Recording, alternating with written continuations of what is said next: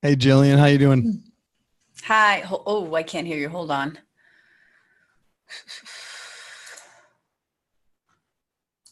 Oh, all right. That should work. Awesome. Jillian, you doing all right today? Doing great. Thanks. Good, good. Thanks for joining us on a Saturday.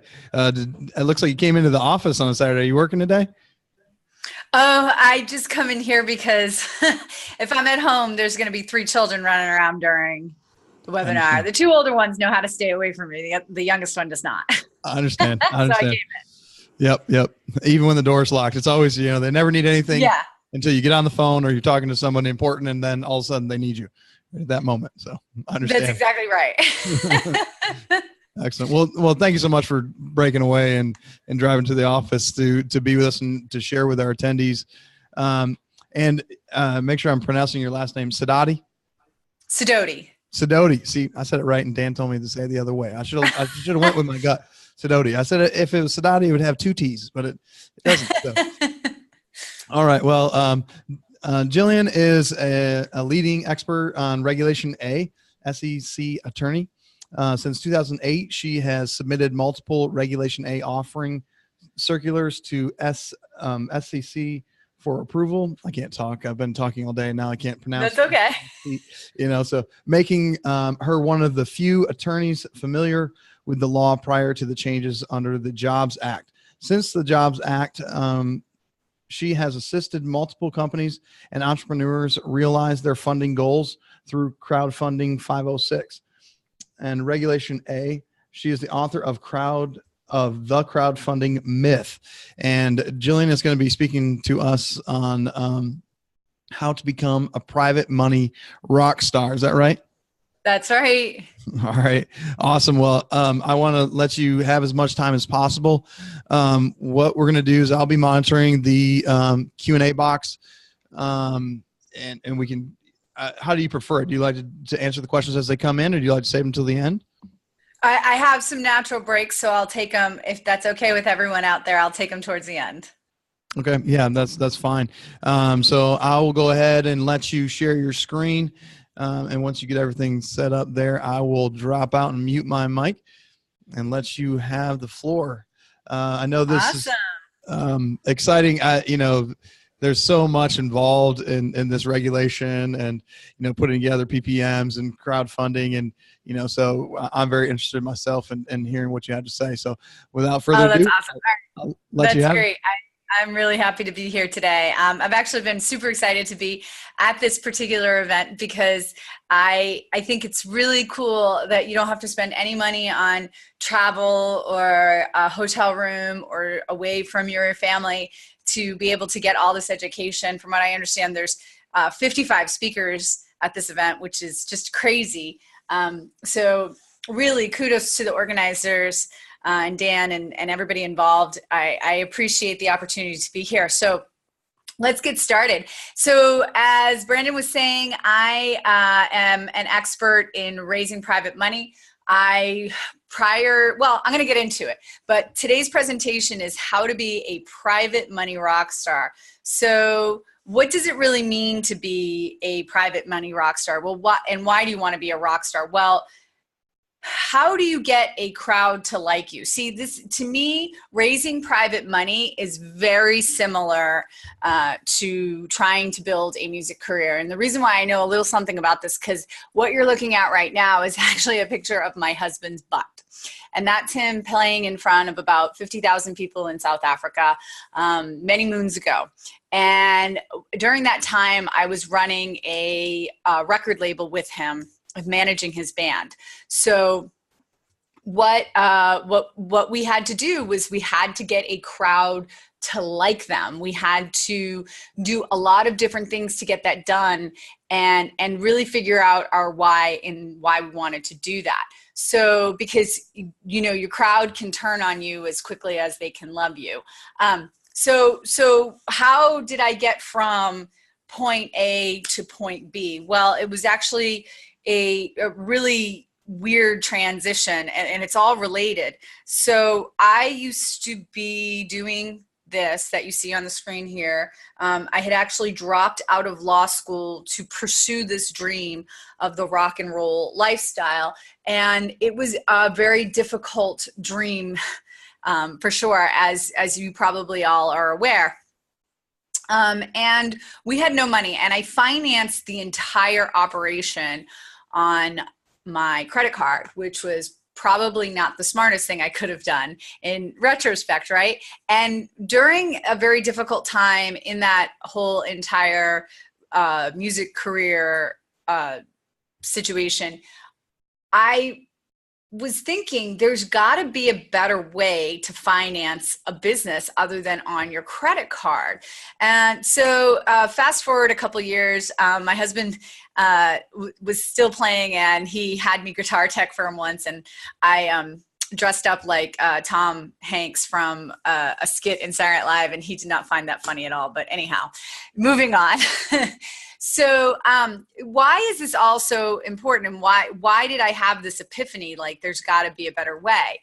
Well, really what it came down to was I started reading about money for businesses and where does money for businesses come from. And there was an astonishing statistic I read by the Small Business Association that said that 80% of businesses fail due to lack of capitalization. So that led me to believe, hey, there's got to be capitalization out there because there's a bunch of businesses out there that are thriving. What about those businesses that capitalize appropriately? How did they capitalize? So fast forward, I decided I wanted to get into the real estate industry, and I got back into law school. And during that time that I got back into law school, I found a company down in San Diego that allowed me to come in and do their books because I also have a background in finance and accounting. And so I started doing their books, and we ran into a similar situation that I ran into while I was running the record label, which was we were running out of money for deals. Plenty of deals, no money for those deals. So how did we solve that problem? So then that's when I decided, okay, this is what we're going to do. We're going to start raising money from private investors. And we started researching how to do that. But the first thing we had to do for those investors was we had to develop a plan for them. What were we going to do with their money? So something all of you out there can do right now is to write your songs. So a songwriter has to write your songs. A business owner has to write their plan. And the first thing you should find is your niche.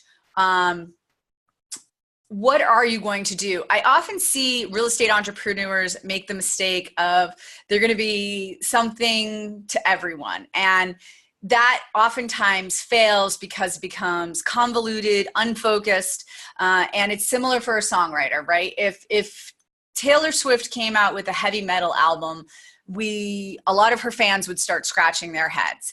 And I want you to take that same approach with your real estate business. Find something that you really enjoy, really love, really want to do, and focus on that first. Find your niche. Find your niche that's not just appropriate for you, but also appropriate for the climate that you're in at the time. So for example, polka music's not exactly in right now, so you wouldn't want to start writing polka music if you're a songwriter. Similarly, right now, short sales aren't huge, but they might be in a couple years. So you want to find your niche that fits the times, fits the economic outlook. Then the next thing you want to do is bullet point that plan. You don't have to really write this glorious business plan. It helps to do research and to know your statistics and know your market. Of course, you should know all of those things. But if you're going to get bogged down in writing a plan, just bullet point it. Don't waste a ton of time writing out this glorious business plan, because at the end of the day, a lot of that is just for you. And yes, your investors are going to need key points, but if you notice, a lot of the best investor presentations are just that. They're presentations. They're not big, long, flowery business plans. So bullet point your plan. And then the next thing you might want to do is consider finding a partner. And who's the greatest songwriting partnership of all time? Captain and Tennille. I hope you're all laughing. If you're not, I'm sorry, that joke was really bad. I know it was Lennon and McCartney. I get it. I know. So what's the next thing you want to do to become a private money rock star? Well, I would suggest start to build your team or get your band together. So who should be on your team? Well, the first thing, actually, I have attorney on there as the second thing, but actually I don't even think this particular list is in the greatest of orders, because really your most important person is the third person on that list, and that's the bookkeeper. Because once you start taking money in and deploying money out, you need to know where it is at all times. You need to be able to, at a snap, be able to find out where your investors' money is, how much money they have, just like a bank. So actually the third person on that list of your team is your bookkeeper. It's the most important person on this list. And then we also are looking at a CPA, because at the end of the year, you're going to need to report to your investors on a K-1, what their share is, what is important to them for their taxes. And you want to do that in a timely fashion, and you want to make sure it's done right. So a CPA. Of course, you're also going to need an attorney, because there are laws regarding raising private money from investors. So it's not just about marketing and putting yourself out there and finding your image and all this other stuff. There are laws involved, and we're going to talk about those laws and why they're so important. The other thing you want to think about is investor management. Your investors are going to want reports. They're not going to just want reports, but they're also going to want their questions to be answered. So you have to be ready and prepared to answer their questions, or have somebody who is ready and prepared to answer questions. Now, I'll tell you, there is a way to answer investor questions without driving yourself bananas with constantly answering the same question over and over and over again. And that is to set up regularly scheduled investor meetings. So tell your investors straight up front, we're going to meet every quarter, and at that time I'm going to answer all your questions. If you train your investors to understand what's coming next, they'll bother you less with the same question over and over and over again. Now, that's not to say you're not going to have investors who are going to ask you questions in between those meetings. Of course you are, and you need to be prepared to answer them. But having a investor management plan, for example, where you have regular meetings or regular reports that you tell the investors in advance, this is when it's going to come, is key. So then you're also going to need marketing people and technology people. You really want to have your technology on point. Again, that might be something as simple as QuickBooks to keep track of who your investors are, or some kind of database. But you really do need to have your technology on point, because we're going to talk about a couple things that you need to do on a consistent basis, and technology is only going to make that easier. Okay, so the next thing you want to be able to do is to develop your rock star image. Who are you, and who do you want people to believe you are, and you want to be that person? So for example, are you the person who is an expert in the Detroit multifamily marketplace? If so, start talking about that all the time, and then you will become that expert in the Detroit multifamily marketplace, and people will understand you to be the expert in the Detroit marketplace. So, that's, I had referred to the Beatles before, I'll refer to the Beatles again. Their music was all about peace and love and friendship and all of this other stuff. In some circumstances, drugs, I suppose, but there was a consistent message in their songwriting, and we see that across the board with a lot of songwriters out there. And you want to be the same way with your message. You want people to know who you are or who you want to be. So I deal with a lot of note investors, for example, and they're constantly talking about the different types of notes and what different notes do, where they're buying notes, why they buy notes in certain situations. These are the things you want to talk about.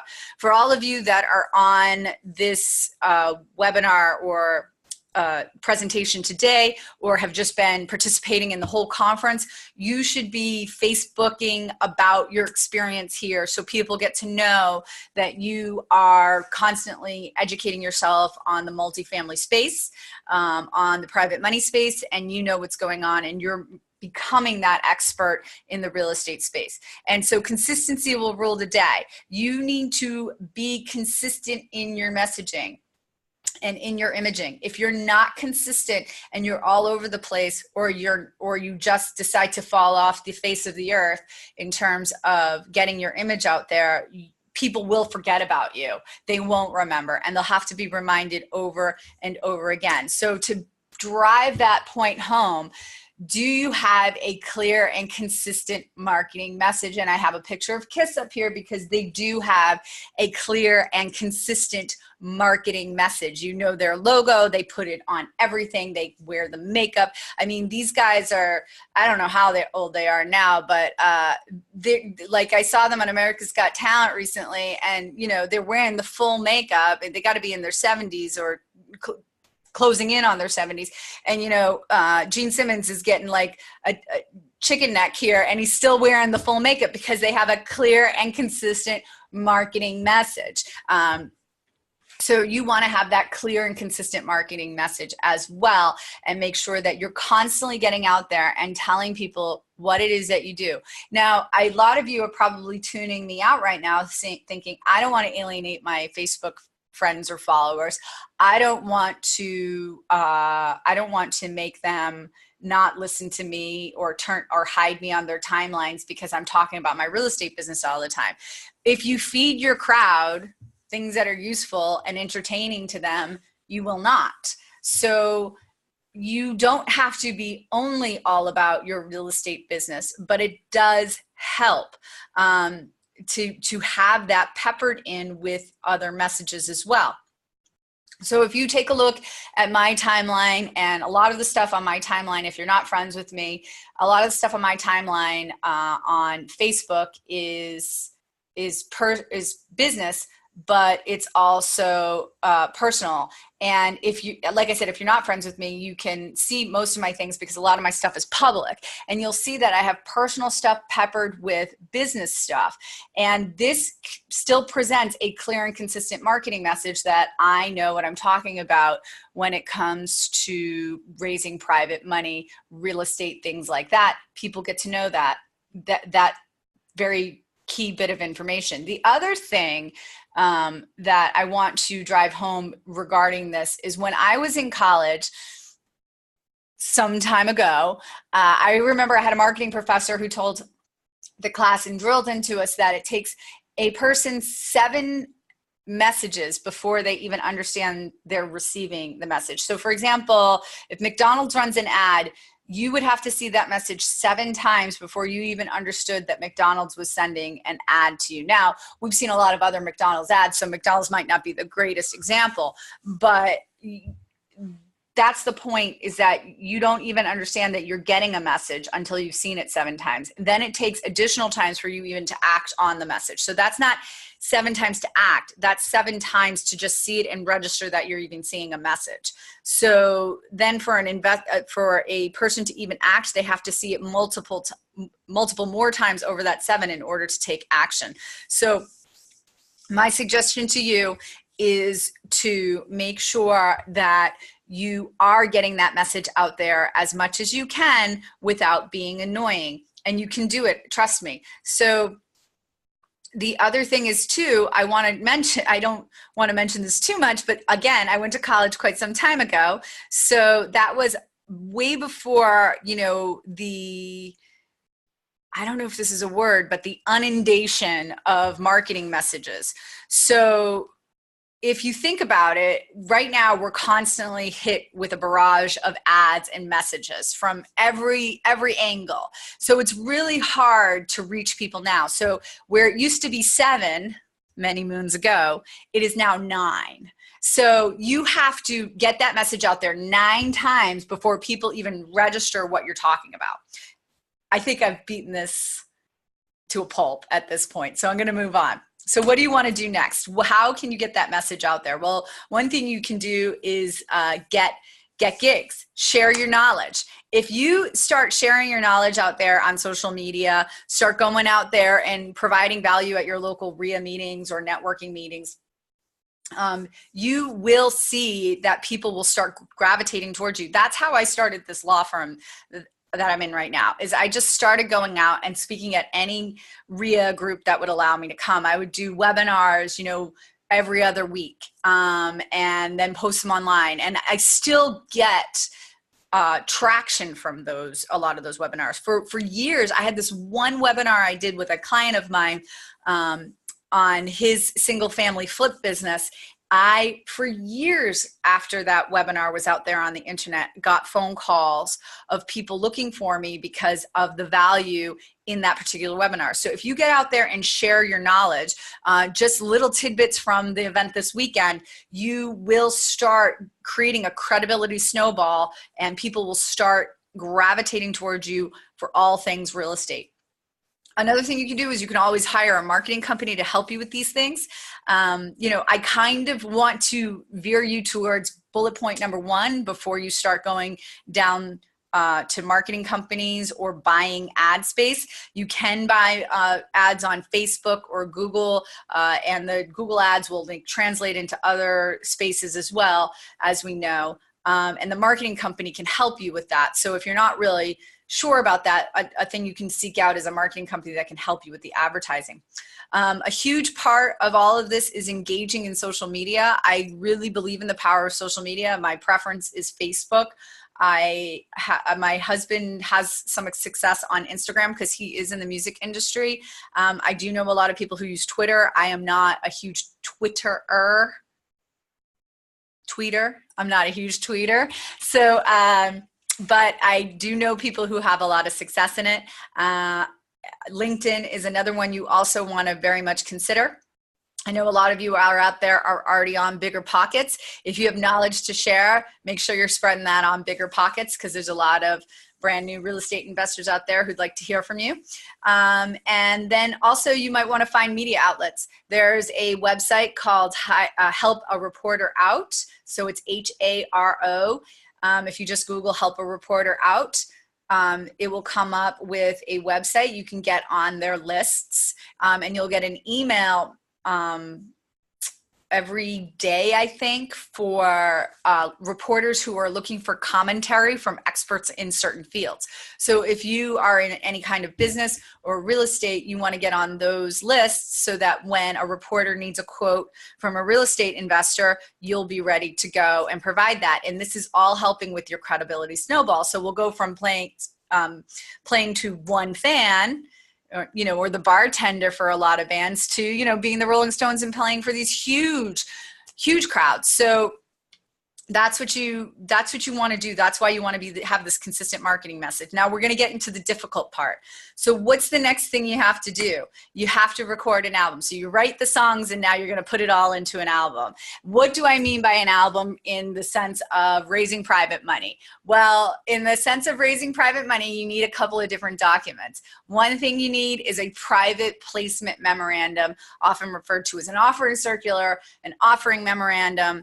And this is your business plan. So now we're taking those bullet points you've had and we're making it really depressing. And I know that sounds counterintuitive, but you got to do it. You got to tell the investors all the risks, all the things that can go wrong with their money.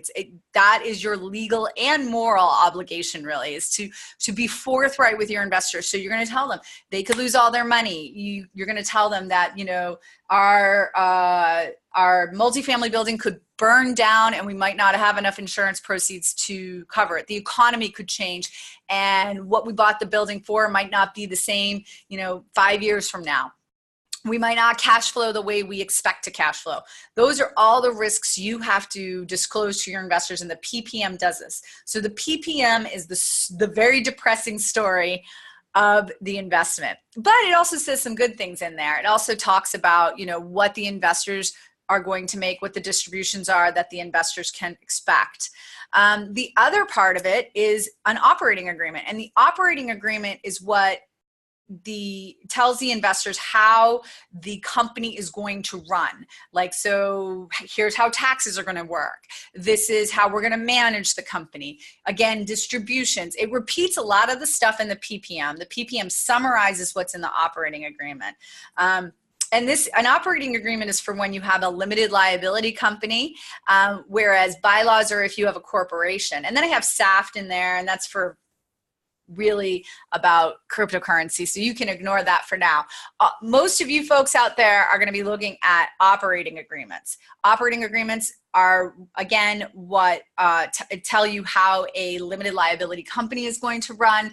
And since most real estate offerings are done under a limited liability company, that's why we would have an operating agreement.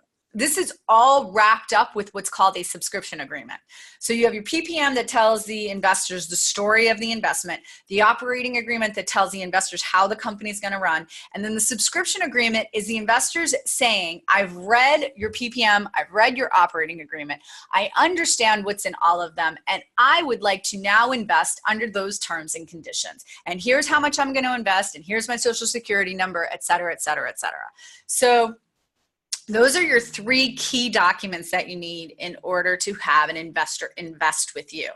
The next thing you need to have done is file what are called Form Ds. And a Form D is basically a very simple form that gets filed with the Securities Exchange Commission as well as the state securities boards, saying that I'm using an exemption under the law where I don't have to register my security, but I do want to use this exemption. Now, I'm saying some pretty big things out there. I'm talking about Form Ds, I'm talking about exemptions, I'm talking about securities, and I haven't even defined any of those terms or even said why I'm talking about that. So we're going to get to that. Don't worry.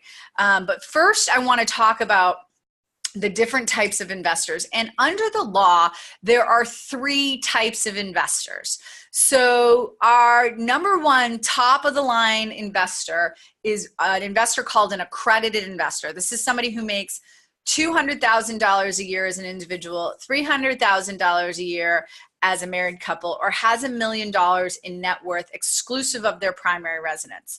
The next level of investor is a sophisticated investor, and this is somebody who understands the risks associated with investing. You know, they have experience in investing, they might have done some investing before, but they are not necessarily accredited. So that's our sophisticated investor. And then our number 3 type of investor is our unaccredited investor. And I have a kind of crass way of saying it there by saying not so smart and not so rich. But the thing is, that's just an easy way for you to remember it. So an unaccredited investor is somebody who might not quite understand the risks associated with investing, doesn't have a lot of experience, and they certainly don't have the income or net worth of an accredited investor. Now, these 3 different types of investors matter because it's going to matter which bucket you fit into when determining how you're going to go about raising private money. So I'm going to slow it down for just a second. If you look, and I don't have a slide for this, but if you think about the law has, it as a tree, right? So at the top of the tree, we have what's called the Securities Act of 1933, Securities Act of 1933, which says if you have, if you're taking in money from investors, you have to follow these rules.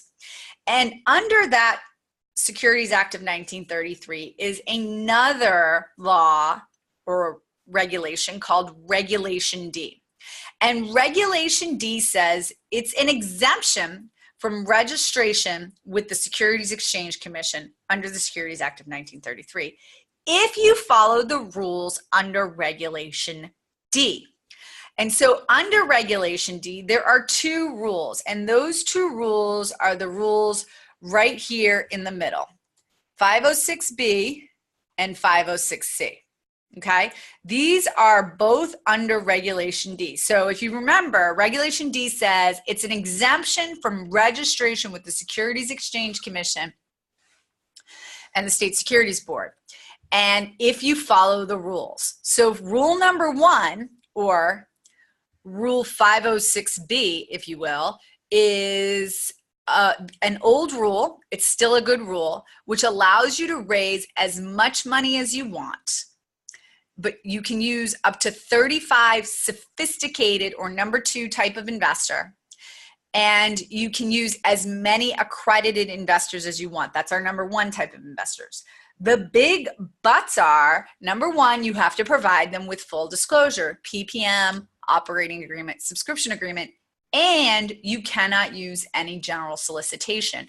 What this means is you cannot go out and advertise for investors. That's on Facebook, using radio ads, putting a billboard out there, whatever it might be. You cannot use any form of general solicitation, which means you have to network for money, or you have to use a pull method of marketing as opposed to a push method of marketing, which means you're getting people to draw their own natural conclusions that they should invest with you. And we're building up to that with all of the other things we talked about earlier in this presentation. So I'm here to tell you, I'm going to give you other options. Yes, you can raise money. You can most certainly raise money using general solicitation under other rules. However, you do not need to use general solicitation to successfully raise money. As a matter of fact, I pulled the statistics from the SEC's database. And as a matter of fact, you do not need to, you can, if you look at the statistics, 93% of the filings since the Jobs Act passed, which is the crowdfunding law, since the crowdfunding law passed, 93% of the Form Ds filed were under this rule right here, 506B, which means 93% of the people out there raising money are doing it without general solicitation, meaning it still works. So if you follow all of the steps we talked about earlier today, you do not necessarily need to use general solicitation in order to raise capital. But let's just say you want to use general solicitation. You want to go out there and pull an ad.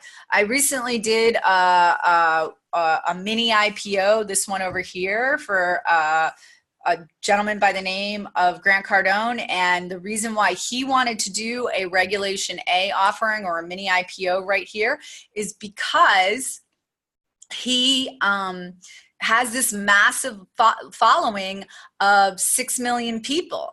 And he wants those 6 million people to invest with him, and he wants to be able to say to them, hey, can I invest, can I invest with you? And he wants to be able to say yes to them. And a lot of them are unaccredited. So under Regulation A, you can do general solicitation. This isn't under Reg D though. So what did Grant Cardone have to do? He had to go to the SEC and get permission. And so the only way he could take in those unaccredited investors and use general solicitation was by doing this type of filing here. But let's just say you're not Grant Cardone and you don't want to spend all the money or the time to register your securities under Regulation A, or you don't have a big list or a big desire to take in money from unaccredited investors, but you still want to use general solicitation, then we can use that other middle one here, 506C, which allows you to raise as much money as you want. You can use general solicitation, meaning you can advertise for investors, but you have to verify that those investors are accredited. So you can advertise to anybody, but the only people who can invest with you are accredited investors. So who are accredited investors again? Those are those people who make $200,000 a year as an individual, $300,000 a year as a married couple, or have a net worth of $1 million exclusive of their primary residence. Now I can't get out of here. Hold on. Oh, how did I do that? There we go. All right. Sorry about that. So let's move on. Okay, so what do I want you to do once you have investors through the door? The next thing I want you to do is to take care of your fans. So you'll lose your fans if you're not taking care of your fans. So what you need to do is report to them regularly, be timely with those reports. So if you say you're going to do something, do it.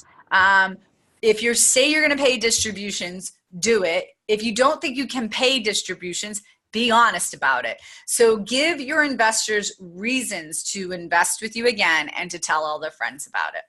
So with that being said, I would love to take your questions. And I think we're just taking them in the little Q&A box. So I don't know if you want me to just pull those out. Yeah, if you have the Q&A box up in front of you, you can go ahead and answer those live if you'd like. Awesome. All right, great. That's what I'll do then. Okay. Chris asks, how important is to create a PPM when raising private money? When is it reckless doing it without a PPM? So let me tell you what the law is, and then I'll tell you what our firm's policy is. So the law is that the sale of a security whenever there is, number one, an investment of money. Number two, there's more than one investor. Number three, those investors expect a return on investment. And number four, they're all investing for the same, or the efforts are through a promoter, meaning you. Like, in other words, they're passive. So the law, if you read the law strictly, that means if you have two investors, you're supposed to do a full disclosure to those investors. With that being said, the rule in our law firm is that if you're raising more than $500,000, you need to have a PPM, period. We will not even talk to you, deal with you if you don't agree to do a PPM. I do think it's reckless after that point in time. I will also tell you that I've seen people get in trouble with as little as 3 investors for not having a PPM. Specifically, I'm thinking of 2 instances, one in the state of Washington and one in the state of Pennsylvania. So just something to keep in mind. Those were state regulators, not the SEC, who came down on particular clients of mine. Chris asks again, is there any type of private money raising activity that does not require a PPM? And if so, what does it look like? The only activity I can tell you that doesn't require a PPM that I feel comfortable with is when you have a deed of trust or mortgage securing a note for an investor. Most states have an exemption if you have a deed of trust or mortgage note secured by a deed of trust or mortgage. However, there's a big but with that. That deed of trust or mortgage, well, the note cannot be fractionalized. So you can only have one investor per note, or you have to have serial notes. So for example, one investor has first deed of trust, second investor has second deed of trust, et cetera, et cetera. It cannot be fractionalized. And number 2, you can't do any general solicitation. So though that's the only time that I'm really comfortable without having a PPM. So I would check, why are you so scared of a PPM? And is it the cost? And then just think about it this way. If you're out there taking private money from people, and it's a pretty significant amount of money, then you really want to buy the insurance policy of a private placement memorandum. It's a private placement memorandum that is basically an insurance policy from, number 1, state regulators, number 2, the Securities Exchange Commission, and number 3, your investors suing you. Because let's just say the regulators don't care, your investors can still sue you for not giving them full disclosure. Okay. Can your real estate attorney file the Form Ds, or do you need a specialized SEC attorney to do this? Anybody can file Form Ds. Anybody can do it. I don't recommend that anybody does it. It's kind of a little nuanced, especially because there are certain steps you have to take to file with the SEC, and then there's additional steps you have to take to file with state securities boards, and then there's timing issues as well. So, just proceed with caution. No one has to have a special license to file them for you, but if your real estate attorney doesn't seem to know what they're doing when it comes to it, you're welcome to call us and we'll help you out. I'm getting a question of what is a Form D? And a Form D is a 5-page form that informs the Securities Exchange Commission and the state securities boards that you are using an exemption from securities laws. Do you work in all states? Yes, I do. I work all over the world, actually. I have clients who are in foreign countries who sometimes want to raise money here in the United States, and so they come to me. And I have clients all over the country. I'm very grateful to have that opportunity to serve people all over the place, doing different deals and all kinds of different asset classes and all kinds of different marketplaces. Thanks for asking that, Arthur. Kyle is asking, do Canadian investors need to meet the accredited investor requirements when planning to invest in a USA 506C multifamily syndication? Not necessarily, because there is some rules regarding foreign investors. But with that being said, I do recommend specifically with Canadian investors that you do provide them with the same disclosure you provide an American investor for sure, because there are North American securities laws, believe it or not, between Canada and the United States, number one. Number two, when dealing with Canadian investors specifically, you have to pay attention to this, Kyle, if you have a lot of Canadian investors. You cannot use an LLC. You have to use a limited partnership, because Canada and the United States have a special tax treaty between the two of them that give the Canadians a tax advantage if they only invest in a limited partnership, not an LLC. It does not transcend to an LLC. So if you are going to have Canadian investors have a limited partnership as opposed to an LLC. So instead of an operating agreement, you would have a limited partnership agreement as well. I hope that helps. Do I have a PPM template? Of course I do. I'm a securities attorney. Do I have one for you? No, sorry. But if you're interested, I can give you some of my public filings that you can take a look at and see how those work. I do not recommend you write your own private placement memorandum. That is very, very dangerous. As a matter of fact, the truth be told, I do not even review other attorneys' PPMs for clients. Like a client might come to me and say, hey, like my real estate attorney wrote my PPM for me. Can you review it? I just want to get your blessing. And the answer is no. The liability is too much. And invariably, I find tons and tons of errors. And I absolutely will not review PPM written by a layperson. So it's just too dangerous. And I don't recommend you write your own. I think I just dismissed one that I didn't answer yet. Let me do that. What technology tools do you recommend to stay in touch or generate interest, email campaign, CRM, investor relations software? Okay, great question. So one software you might want to check out is called Investment Management Services, IMS. So if you want to Google search them. Another thing you might want to look into that I know works really well and is customizable to your needs is a system called Podio. Personally, I use for my newsletters, I use MailChimp. I've had a lot of success with that. I've used them for several years. And hopefully you find that helpful. Okay. Are there any additional filing requirements required during the life of the project, i.e. dissolution, or just the initial Form D filing?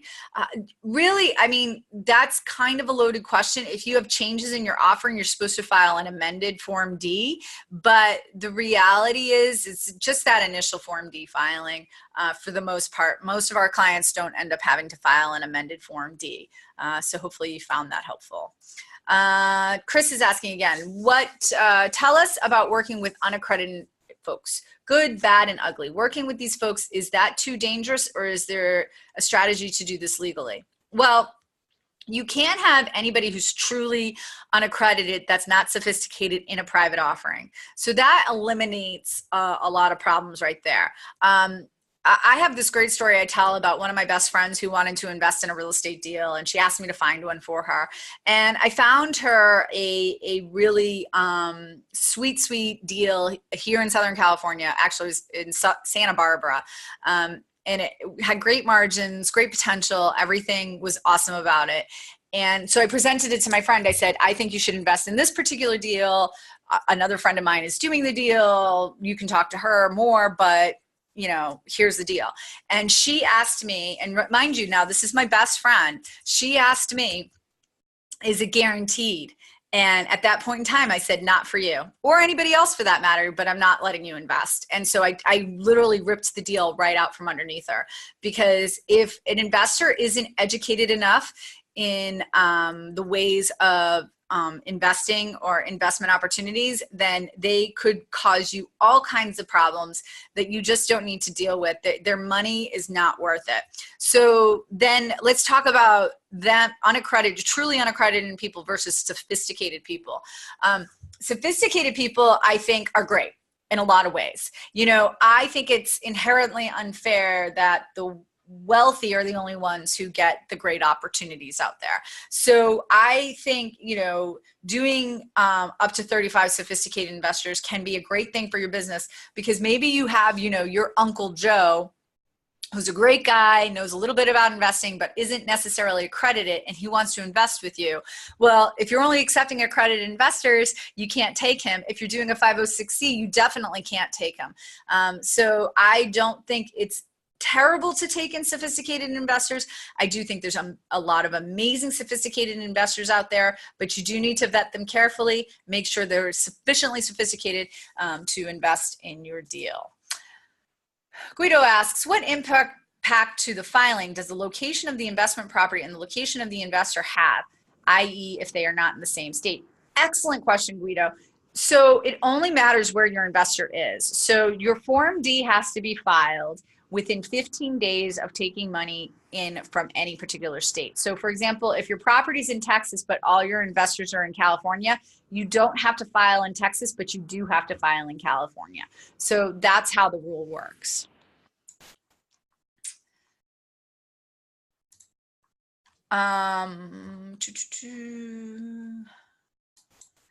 Here we go. International investors. What type of company formation do we need, and still PPM structure is required, and any limit for them in each deal? Okay, excellent question. So technically speaking, under Regulation S, you don't have to do anything under American rules for foreign investors. But that's not to say you shouldn't do anything. You should still provide. What we do here is we provide international investors with all the same disclosures as if they were an American investor. So we're just not adhering to the rules under Reg D. We're still providing them, though, with all the same disclosure requirements, all the risk factors, everything, because an investor can still sue you for fraud or for non-disclosure of material facts, even if they're foreign. So you really want to make sure you still provide them with the proper disclosures, number one. Number two, the company formation.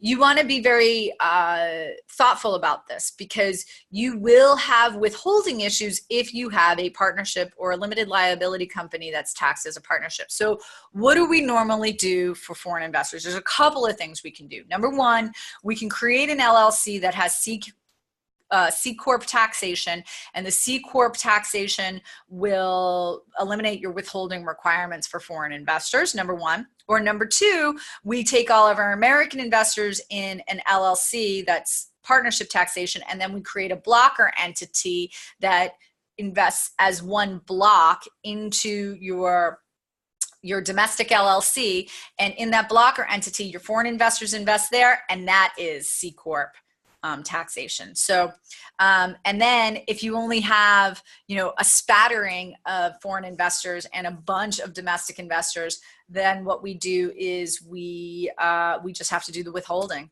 that's required. So you do have a couple of different options, but you do want to be cautious when dealing with foreign investors.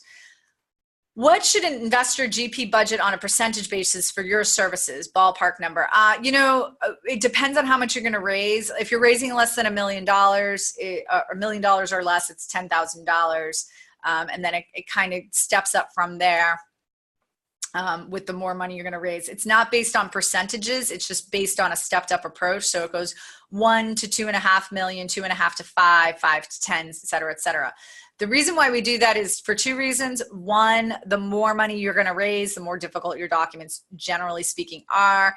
And number two, we also do it that way because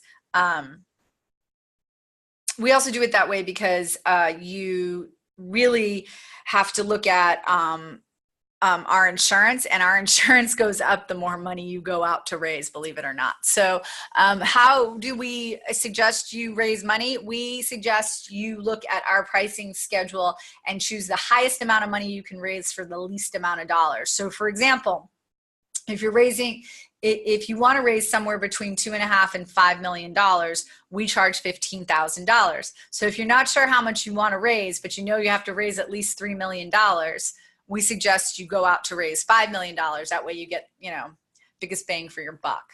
But that's our average multifamily syndicator pays about $12,500 because our average multifamily syndicator is raising about $2 million. And that's what we charge for a $2 million raise. So hopefully you found that helpful. At what stage of deal finding and money raising process should someone engage you to create a PPM? Oh, excellent question, Chris. You should engage us at LOI. Here's why. You want to get us at LOI as opposed to purchase and sale because you want to give yourself plenty of runway to raise the capital. Now, the next question naturally is, well, what if I don't close on the property and charge me all this money to do this legal work that is useless to me now? Worry not. I don't know any other law firm that does this, but what we will do is that if you don't close on your property and we wrote you these glorious legal documents that you now cannot use, we will amend those documents at no additional charge for you one time for another property. So we take the risk out of acting too early. You cannot act too early when it comes to raising private capital. Now, guys, we still have plenty of time, so I would love to answer more of your questions. I do have a couple of other slides here that I can share with you, but I really want to make sure that we flesh out all of your questions. So I have another question here that says, is a PPM required per deal or per company? So that depends on what you're going to do. If you're syndicating each individual deal, like in other words, you're raising money for each individual deal as they come up, then you're going to need to do it per deal. And we have some clients who've done, I'm not kidding, we have one client that's done 75 deals with us. Not joking. And they syndicate each and every individual deal. They don't want to do a fund.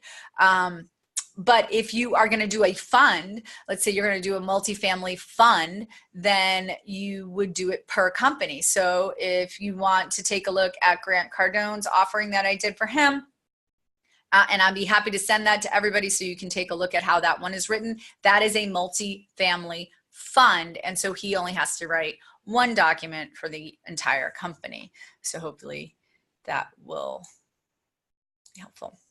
Who determines what makes a sophisticated investor? The SEC, you, the investor, by what they tell us and disclose to us. So this is, you have to be objective for a subjective test. You determine whether or not your investor is sufficiently sophisticated to invest with you. And how do we accomplish this? So your investor is going to provide to you what's called an investor qualification form. On that, they're going to tell you, I'm accredited or I'm not accredited. If they're not accredited, then they're going to start telling you about their experience in investing. And you, with an objective mind, need to determine, is this person sufficiently sophisticated in order to invest in my deals? And the test is, does the investor sufficiently understand the risks associated with investing? And if the answer is yes, then you can take their money and they're sufficiently sophisticated. If the answer is no, they are not. And again, you have to be objective about a subjective test. You determine it, but don't let the dollar signs in your eyes blind you from making a good decision when it comes to taking in an investor. Okay, so that looks like all the questions we have for right now. So I'm going to go over here and show you this particular screen. Hold on, let me resume. One of the questions I always get asked is how to create a valuable presentation for investors. What should you do to entice investors to invest in your deals? And so there's this book I read many, many years ago. It's called The Most Important Graft in the World by Tony Buzan. And I will tell you, if you study that book, you will know how to put together a good presentation for anything, not just an investor presentation. Excuse me. Another book I want to recommend to you is a book called Pitch Anything by Oren Klaff. That book will also tell you how to raise private capital. And if you're interested, you can also read my book, which is called The Crowdfunding Myth. They're all available on Amazon. But this graph is part of that most important graph in the world. This is the most important graph in the world. So the idea of the most important graph in the world is that the very first thing an investor hears and the very last thing an investor hears, so primacy effect and the recency effect, are going to stick in the mind of the presentee or the investor. So what you want to do is you want to make sure you come out with a big bang, end with a big bang. But how do you keep their attention throughout?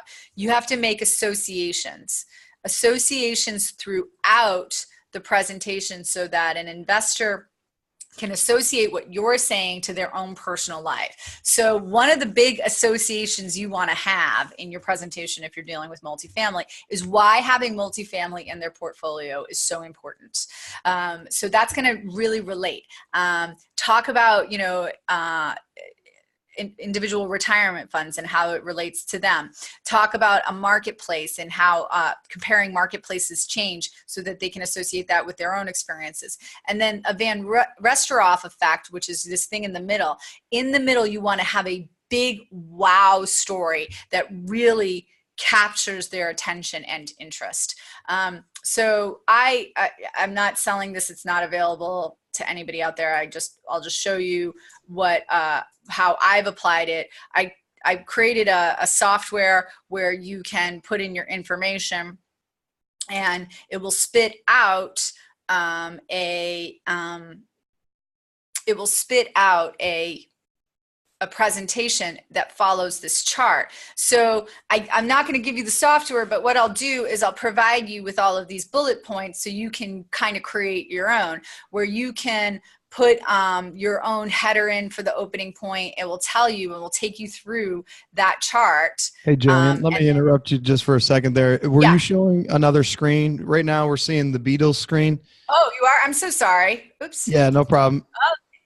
Oh. There you go. Excellent. Thanks. I appreciate that, Brandon. Sorry about that, everyone. No worries. No worries. Thank you. Oh, I see. I have 7 questions. They're all probably all yelling at me. We can't see anything. Okay. So just real quick, primacy effect, the first thing you want to hear, then associations. You're going to make associations with each to the investor, like why it's important to them, why they need to care about this. A Van Restorff effect, which is a big story that drives your point home, really convinces them to invest, followed up with still an association relating to the person, and ending with a recency, a tie-in to bring it all together, and also for the last thing for them to hold on to. Again, this book is called The Most Important Graph in the World. Another book, Pitch Anything by Oren Klaff. So I've kind of distilled this down into a bunch of different ways to put this together. So I use the Taj Mahal as an example. Taj Mahal real estate with a little tagline, making dreams come true. Can't move my slide. Hold on.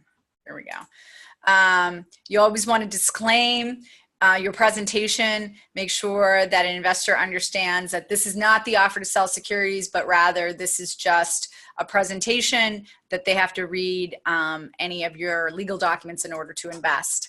And it just starts off with, vivid pictures. What you want to have is a vivid picture. You want to have bullet points, not too many, so that they're not just spending time reading slides, but more concentrating on what you're saying. Why do we want to do this? Because you can invest internationally from home. India has an educated population. Everyone knows where the Taj Mahal is. Associations, again, they understand those things. Why do we want to invest in this particular asset class? Where is it located? Just quick little bullet points that you can expand upon when you're talking to an investor or presenting to an investor. Notice there's not a lot of text on these screens, rather just quick notes that you, the presenter, can expand upon when you're talking to an investor.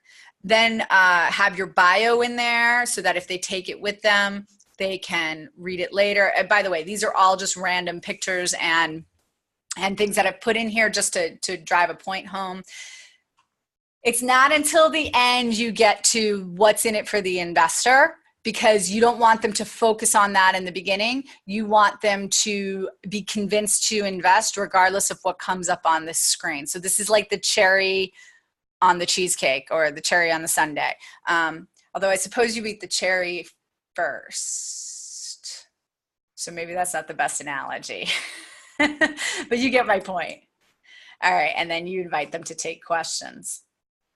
All right, so I'm going to go back to your questions over here. What are some smart ways to market for passive investors without breaking SEC rules? Well, again, the smartest way is to share what you're learning here and show that you're the expert, so you're the go-to person for a passive investor to come to.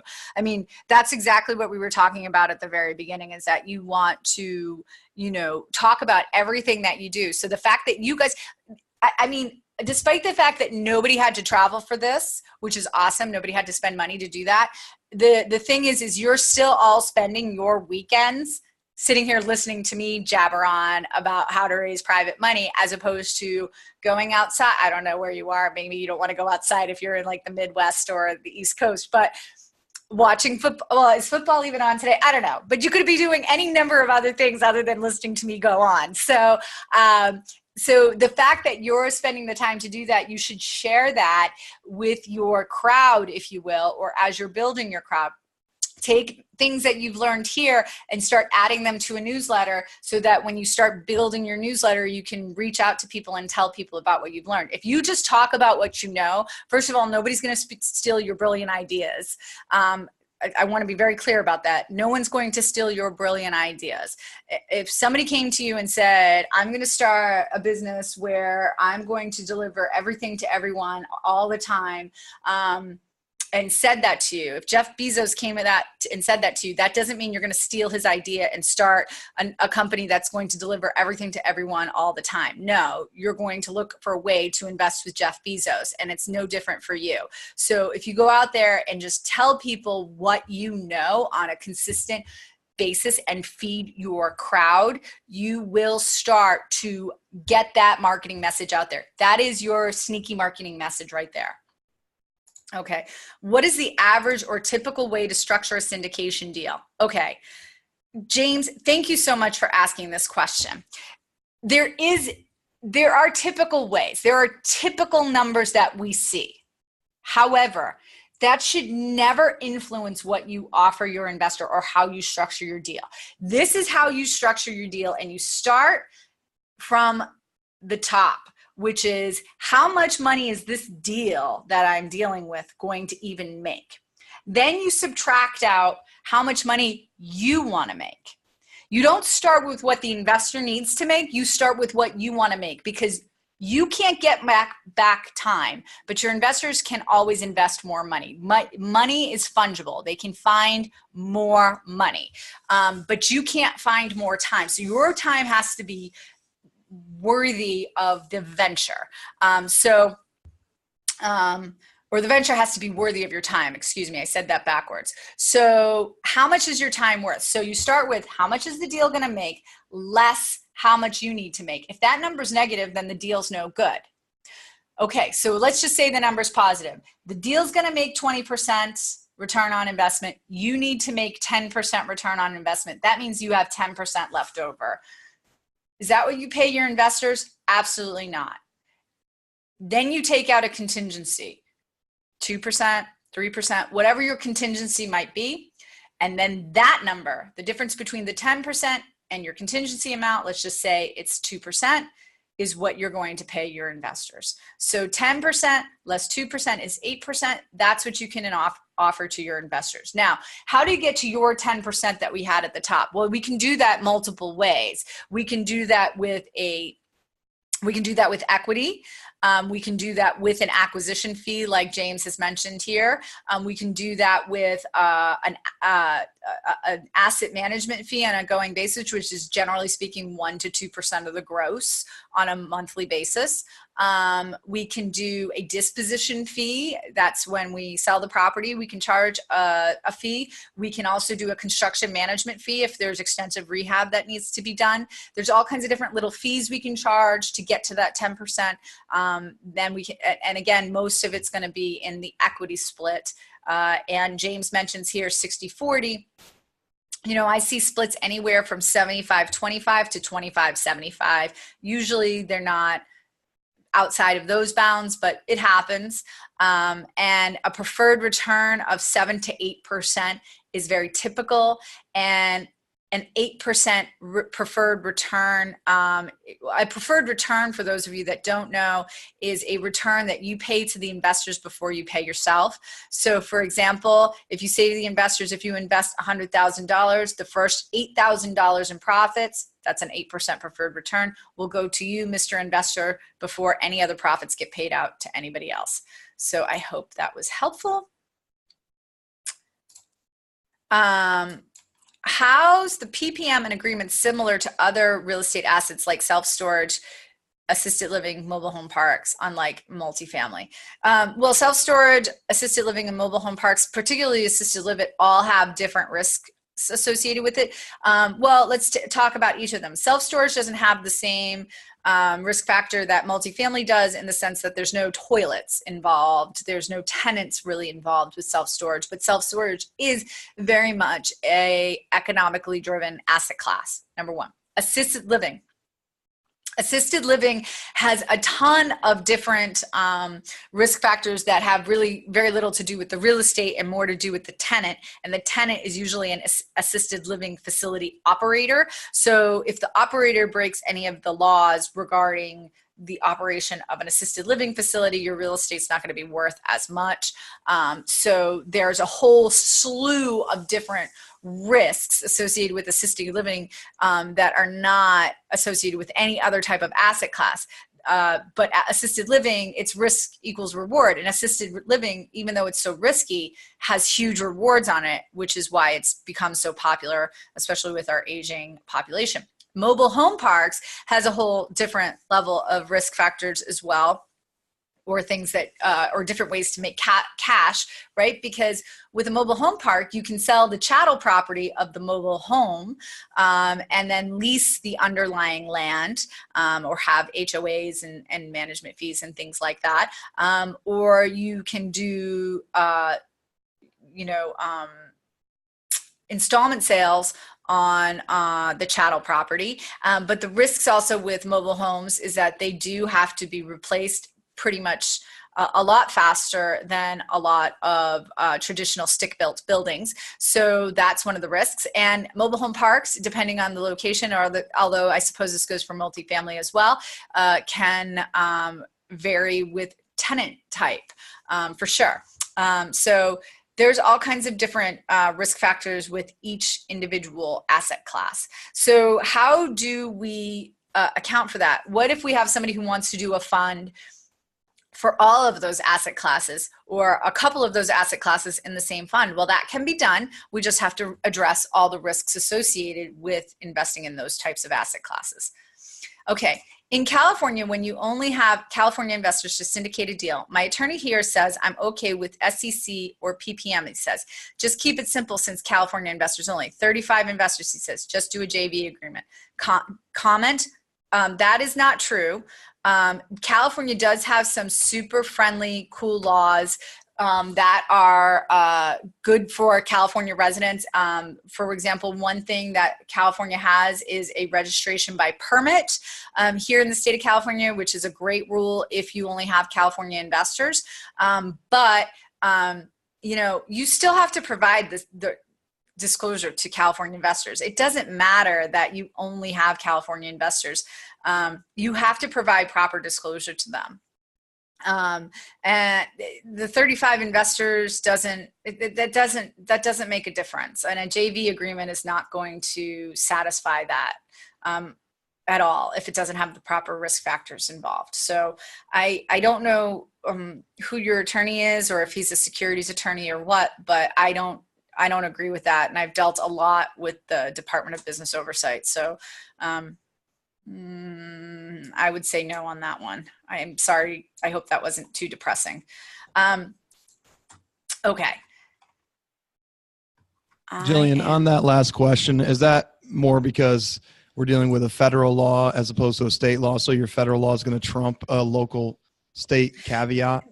But the state laws are usually, like, if you go by state laws, you're only doing yourself a disservice, because the federal laws are actually a lot friendlier than most state laws. So my recommendation is always go with the federal law if you can, unless you're using a very specific law in the state because it has some kind of advantage, like getting a California permit. But that getting a California permit requires you to take like huge steps, even beyond a private placement memorandum and an operating agreement. So that is not, I just don't agree with that advice at all.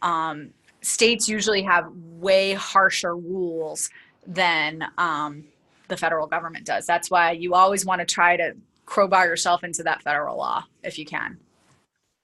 Okay, I think I'm out of time. I've only got like about 4 minutes left before we're done for the day. So what I want to just do real quick, if I could, is, oops, wait a minute.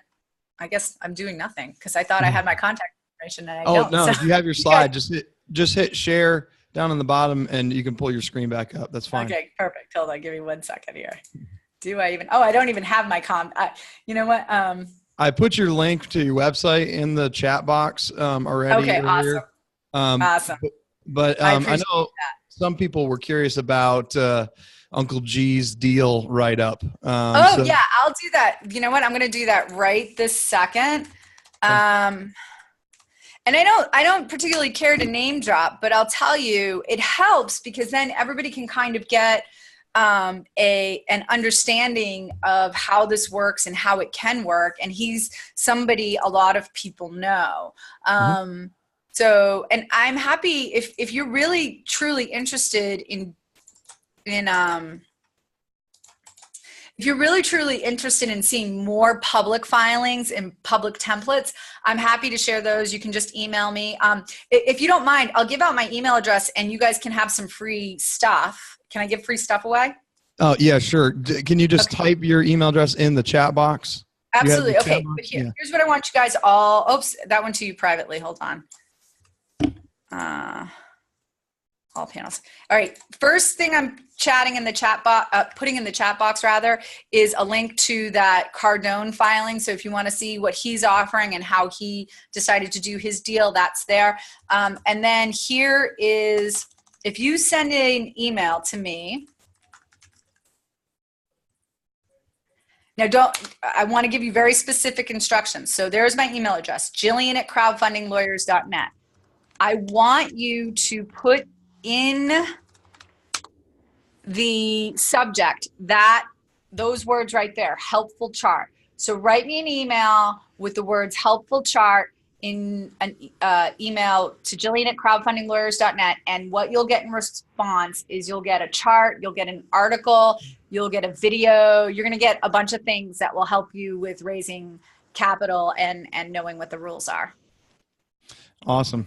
Well, that was very helpful for a lot of people. Okay. I know it's, it's something you have to hire a professional for. Like we had some questions about filing stuff yourself, and I'll just say, don't ever, like you said, don't ever try to do that stuff yourself. Hire a professional.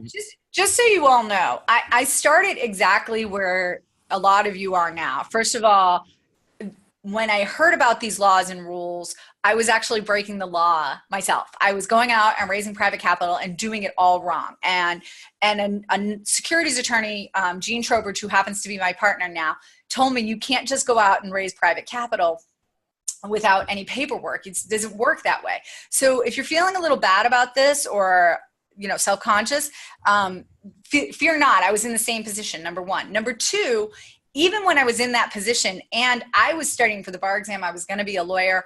I still didn't write my own private placement memorandums. I hired Jean because there are so many things that can go wrong. I actually spent a good 2 to 3 years studying specifically securities law prior to trying to write private placement memorandums myself. So you don't have to hire me. I would love it if you did, but definitely don't go it alone. Hire a professional, have somebody help you. It's going to be worth every penny, I promise. Oh yeah. Yeah. That's something you don't want to cut corners on or pinch pennies on. It won't end up being a savings in the end, right? Exactly. Yeah. So that's definitely not a place to do that. And I really, the mini IPO was an interesting take on that. That's kind of a rare thing. How often do you see that? So there was a point in time where I did more of those than anybody in the country. I don't know if that statistic's still true. I'd have to pull the statistics, but I actually do quite a few of them. I've done a bunch of them for hard money lenders, a bunch of multifamily funds. I've done a lot of mini IPOs for other industries other than real estate. A couple of alcohol companies, a marijuana company, a bunch of biotech firms. So I've done really quite a few of them, but it is something, it's one of those, and you'll have to forgive the term, but you really have to have a come to Jesus moment before you decide to do a mini IPO, because A, it's time consuming. B, you are opening yourself up to liability with unaccredited investors. And C, it's expensive. I'm not going to mince words. You're going to spend a lot of money to do a mini IPO. So it's when people come to me and say, I want to do one, I make sure they really, really want to do it before they take the dive in doing it. Excuse me. Hello. No, you're fine. I've been fighting something all weekend. So it's, like I said, it's been the worst to have to talk and try to do this. But, well, I appreciate, again, all the information and really the education. I enjoyed a lot of the slides that you had up and some of the puns you had. So you kept it nice at the beginning, but I like the meat of it as well, the very informative stuff. So thank you so much for joining us, taking time out of your Saturday and providing great contact.